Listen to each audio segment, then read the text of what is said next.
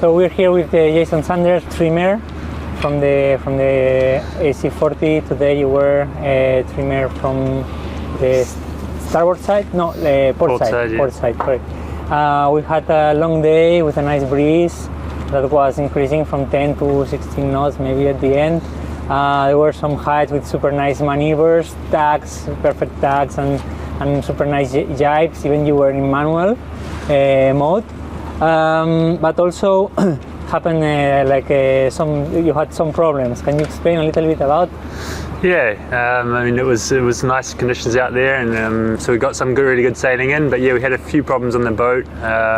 Had to stop multiple times to try and sort them out. Yeah, one problem with the clue adjuster, for example, which was not working. So yeah, a bit frustrating for all the team at times today. But we also got some really good sailing out there.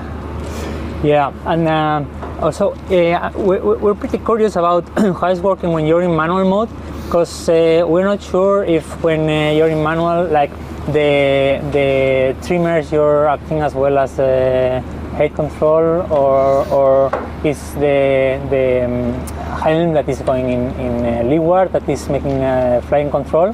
How is it working?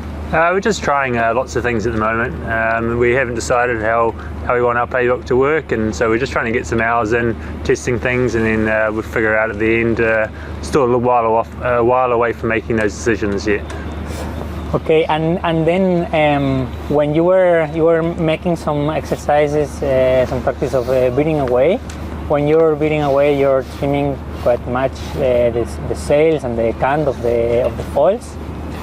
Yeah. I mean, there's a lot to do for the bear away, especially out in those waves that actually built up quite a lot at the end. So just trying to figure out who's doing what, and also there's a lot to do with manoeuvring the rudder rake. There's the flaps and obviously all the aero settings. So yeah, it's quite a few jobs to be done by the crew. Another one about auto and manual. Do you think that when you're running in manual mode, in marginal conditions, you manage to put on the foils the AC40 before than when you're going in auto? Yeah, it's something we're going to analyse. Haven't had a lot of time to come up with those conclusions yet, but I think there's some things that we can do better than the autopilot, and then the autopilot's also very, very good in some conditions and some situations. So I think we can still learn a lot from the autopilot, but also we may have some advantages in certain areas.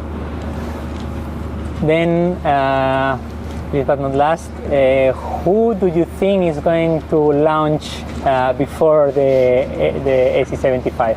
I don't know. I'd hope you'd tell me, actually. I'd love to know.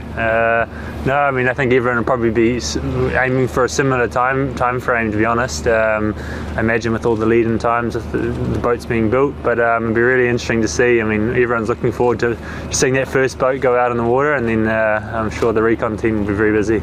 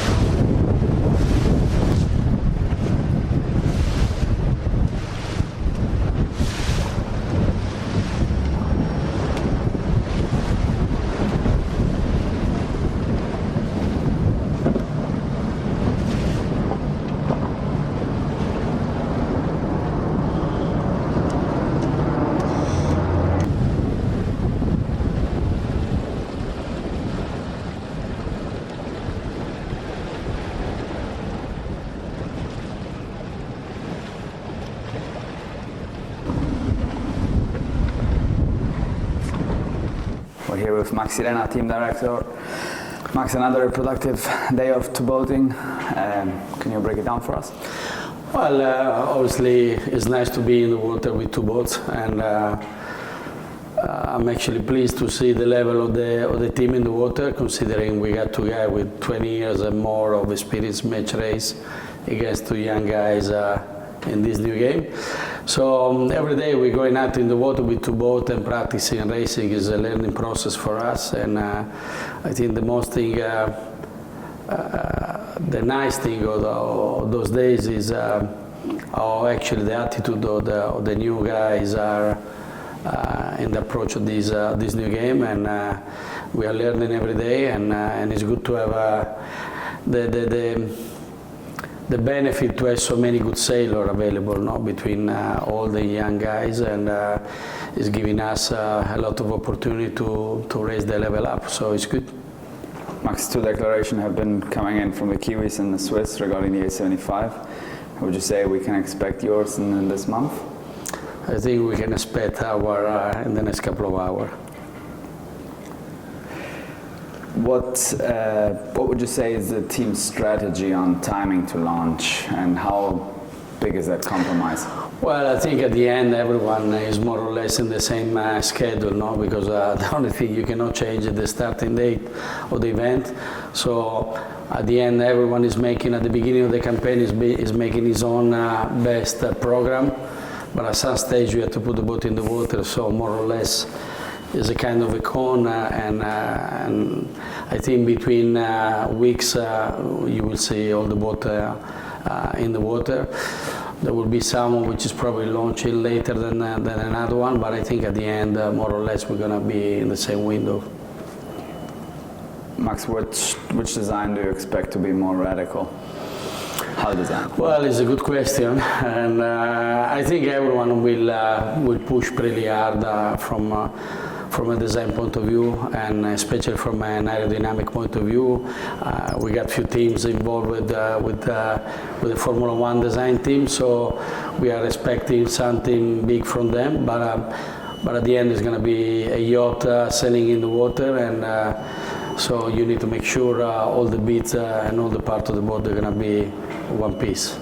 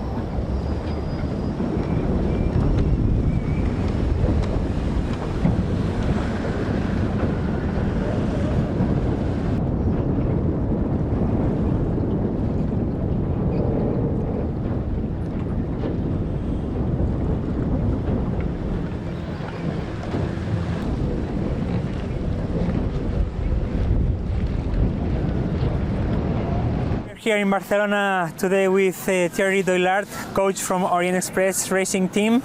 So Thierry, today we were having some light winds, offshore light winds with relatively flat water. Can you make us a breakdown from the day? Yeah, we knew that it was a short period of sailing today because just some breeze in the morning. So we decided to dock off quite early at 8:30 and to try to use the wind we had, and we had some tests to do, and finally we came home here at 12:30 and we stick some daily goals, so happy of the day. We could see that you were having some new sails. Are you happy with what could you see from them?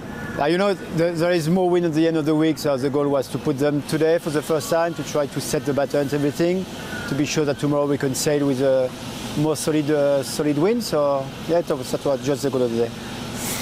Then we're just on the beginning of February. Which are the goals for this sailing period? For us, first of all, is to learn the boat handling and to improve our skill in manual flag controlling. The first thing, and to keep working in our process to prepare everything for us to prepare the 75. The process on the shore also with the performance team, with the design, everything. So it's a long process. So we are going through. But the first one for us is to improve and to be very solid with our boat handling. In some days, the crew is leaving to Sydney for a SailGP event. How does that affect on your performance? And is the SailGP a good cross training? Yeah, it's we are not the only one doing that here on the America's Cup circuit. We are. For us, we don't have two boats here to do two-boat testing or two-boat match racing like some of the team are doing. So for us, SailGP is the best platform, best league to keep going at a high level with the top skippers to increase our sailing skill and our racing skill for containing the guys. So there is no doubt for us that it's benefic. And at the same time, that is a period also that we can leave the boat to the shore team. Now we are just leaving for five days. So that is the time that we make some improvement of the boat. So we try to manage our maintenance day, the development we want to do through those days that we are going on the SailGP event.